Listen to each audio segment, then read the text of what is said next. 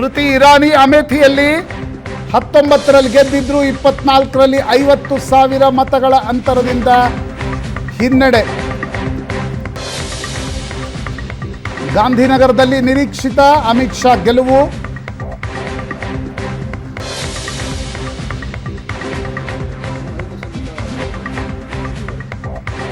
ಹತ್ತು ವರ್ಷಗಳ ನಂತರ ರಾಷ್ಟ್ರ ರಾಜಕಾರಣದ ಗಣಿತಗಳು ಬದಲಾಗುತ್ತಿವೆ.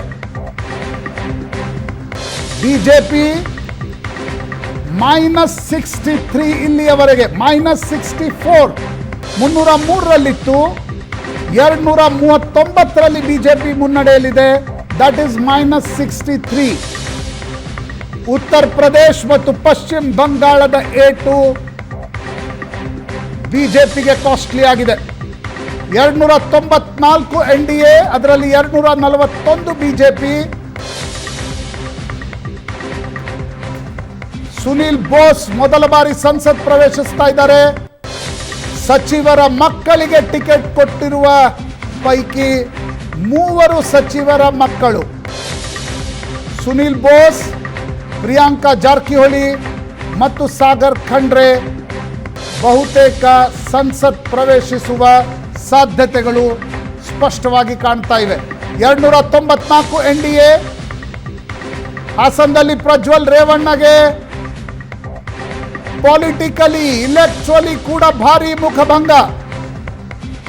ರಾಜ್ಯದಲ್ಲಿ 16 ಕ್ಷೇತ್ರಗಳಲ್ಲಿ 28ರಲ್ಲಿ ಬಿಜೆಪಿ 16. ಶ್ರೇಯಸ್ ಪಟೇಲ್ ಗೆಲುವು ಘೋಷಣೆ. 42,261 ಮತಗಳಿಂದ ಶ್ರೇಯಸ್ ಪಟೇಲ್ ಜಯಭೇರಿ.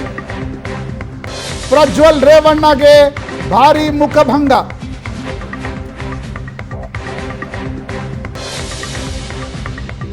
ಆ ಪ್ರಮಾಣದ ಪೆನ್ ಡ್ರೈವ್ಗಳು ಓಡಾಡಿದ ನಂತರವೂ ಕೂಡ ಪ್ರಜ್ವಲ್ ರೇವಣ್ಣ ಗೆದ್ದಿದ್ರೆ ಸೋಷಿಯಲ್ ಸೈಕ್ ಬಗ್ಗೆ ಪ್ರಶ್ನೆಗಳು ಹೇಳ್ತಾ ಇದ್ವು.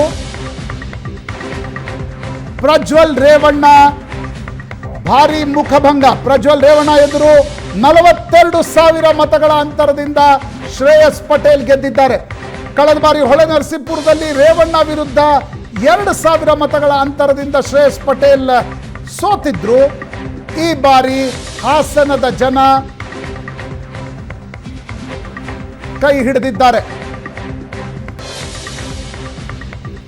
ಒಂದು epic fight Deve Gowda versus Puttaswamy ಗೌಡ್ರದ್ದು ನಡೀತಾ ಇತ್ತು. ಹಾಸನದಲ್ಲಿ ದಶಕಗಳ ನಂತರ ಶ್ರೇಯಸ್ ಪಟೇಲ್ ಹಾಸನ ಕ್ಷೇತ್ರದಲ್ಲಿ ಭರ್ಜರಿ ಗೆಲುವನ್ನು ಸಾಧಿಸಿದ್ದಾರೆ. ಪ್ರಜ್ವಲ್ ರೇವಣ್ಣಗೆ ಭಾರಿ ಮುಖಭಂಗ. ಪ್ರಜ್ವಲ್ ರೇವಣ್ಣ ಜೈಲ್ನಲ್ಲಿದ್ದಾರೆ.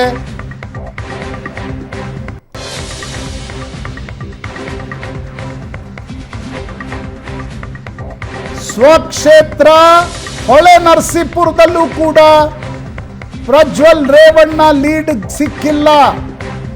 ಸ್ವಂತ ಕ್ಷೇತ್ರ ಹೊಳೆನರಸೀಪುರದಲ್ಲೂ ಕೂಡ ಶ್ರೇಯಸ್ ಪಟೇಲ್ಗೆ ಲೀಡ್ ಸಿಕ್ಕಿದೆ. That is the very important story. ದೇವೇಗೌಡರು ಮತ್ತು ರೇವಣ್ಣ ಅವರ ತವರು ಕ್ಷೇತ್ರ ಹೊಳೆನರಸೀಪುರ. ಬಳ್ಳಾರಿಯಲ್ಲಿ ಈ ತುಕಾರಾಂ ಗೆಲುವು. ಶ್ರೀರಾಮುಲುಗೆ ಮತ್ತೊಮ್ಮೆ ಮುಖಭಂಗ. ಶ್ರೀರಾಮುಲು ವಿಧಾನಸಭಾ ಚುನಾವಣೆ ಸೋತಿದ್ರು, ಲೋಕಸಭೆ ಕೂಡ ಸೋತಿದ್ದಾರೆ. ಸೊಂಡೂರು ಶಾಸಕ ತುಕಾರಾಂ ಅವರ ಸಾಫ್ಟ್ ಇಮೇಜ್ ರಾಮುಲು ಅವರ ಅನುಕಂಪಕ್ಕಿಂತ ಜಾಸ್ತಿ ಚಲಾವಣೆ ಆಗಿದೆ. ತುಕಾರಾಂ ಭರ್ಜರಿ ಗೆಲುವು ಬಳ್ಳಾರಿಯಲ್ಲಿ. ರೇವಣ್ಣ ಒಂದು ಉಪಚುನಾವಣೆ ಗೆದ್ದಿದ್ದು ಬಿಟ್ರೆ 2004ರಿಂದ ಈ ಕ್ಷೇತ್ರ ಬಿಜೆಪಿಯ ಬಳಿ ಇತ್ತು. ಕಾಂಗ್ರೆಸ್ ಶ್ರೀರಾಮುಲು ಅವರನ್ನ ಸೋಲಿಸುವಲ್ಲಿ ಯಶಸ್ವಿಯಾಗಿದೆ. ವಿಧಾನಸಭೆಯ ನಂತರ ತುಕಾರಾಂಗೆ ಮತ್ತೊಂದು ಭರ್ಜರಿ ಗೆಲುವು. ಈ ತುಕಾರಾಂ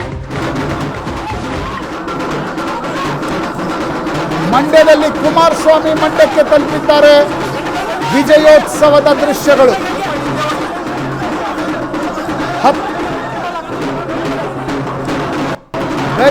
ಬೆಂಗಳೂರು JDS ಆಫೀಸ್ನಲ್ಲಿದ್ದಾರೆ. ಬೆಂಗಳೂರು JDS ಕಚೇರಿಯಿಂದ ಕುಮಾರಸ್ವಾಮಿ ಮಂಡ್ಯಕ್ಕೆ ಹೋಗ್ತಾರೆ.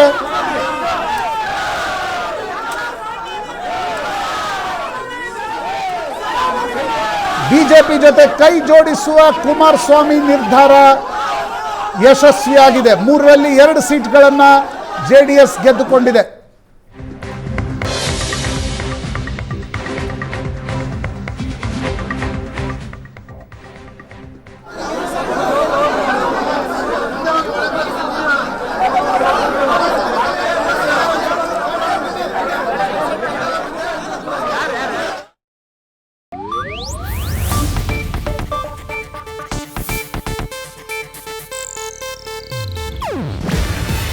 ಇದು ಏಷ್ಯಾನೆಟ್ ನ್ಯೂಸ್ ನೆಟ್ವರ್ಕ್ ಪ್ರಸ್ತುತಿ.